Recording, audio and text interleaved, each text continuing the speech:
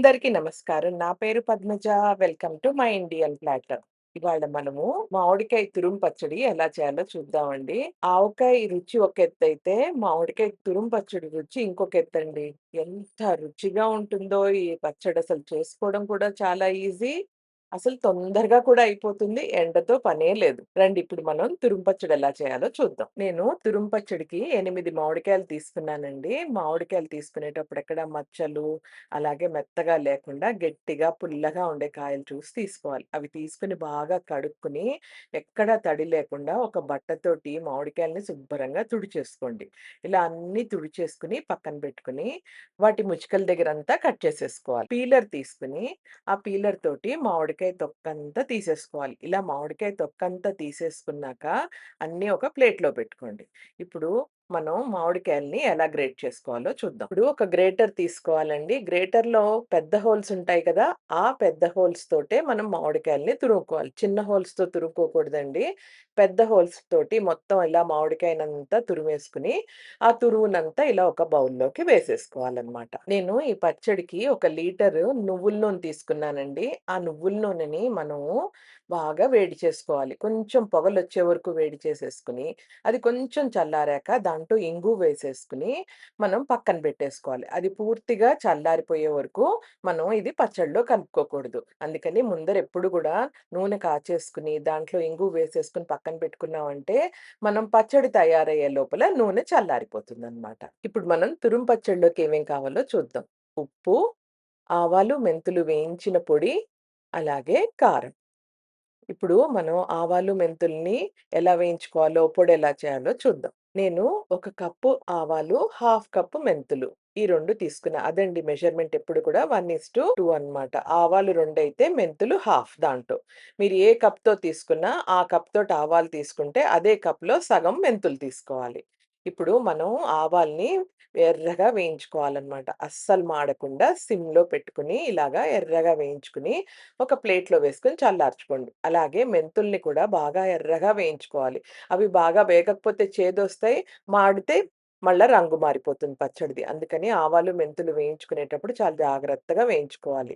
ఇలా ఎర్రగా వేగిన ఆవాలు, మెంతులు పూర్తిగా చల్లారాక అప్పుడు మిక్సీ జార్‌లో వేసుకొని మెత్తగా గ్రైండ్ చేసుకొని పొడి చేసుకోవాలనమాట. ఇప్పుడు మనం పచ్చడిని ఎలా కలుపుకోవాలో చూద్దాం. మనం మామిడికాయ తురుముంది కదా! ముందర దాంట్లో ఒక స్పూన్ పసుపు వేసుకోండి. నేను క్వార్టర్ కప్ మెజర్‌మెంట్ స్పూన్ తీసుకున్నానండి. దాంతోటి నేను 2 స్పూన్ల ఉప్పు వేసుకున్నాను.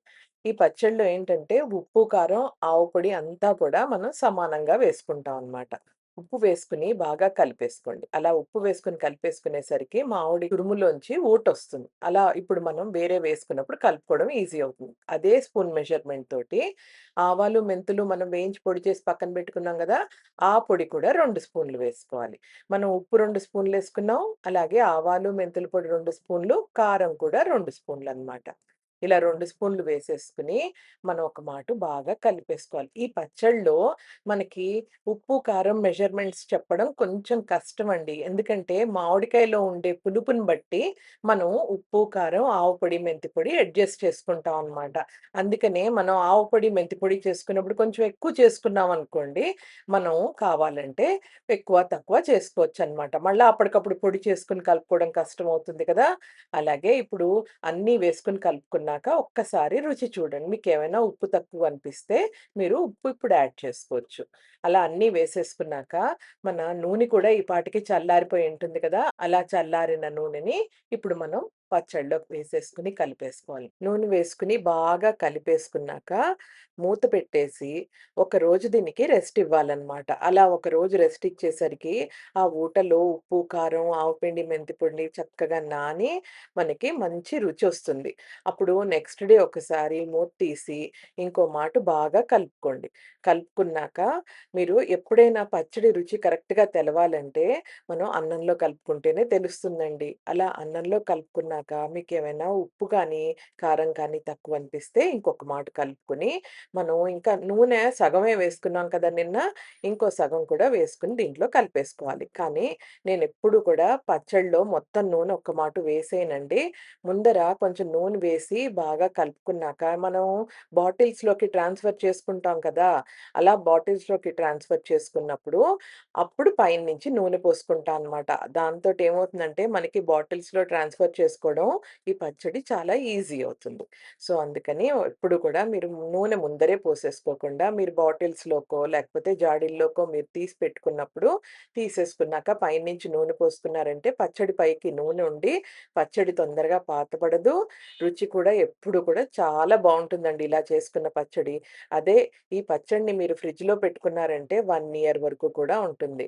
ఈ పచ్చడి అన్నంలోకే కాదండి, దోసల్లోకి, ఇడ్లీల్లోకి, టిఫిన్స్‌లోకి అన్నిట్లోకి చాలా బావుంటుంది.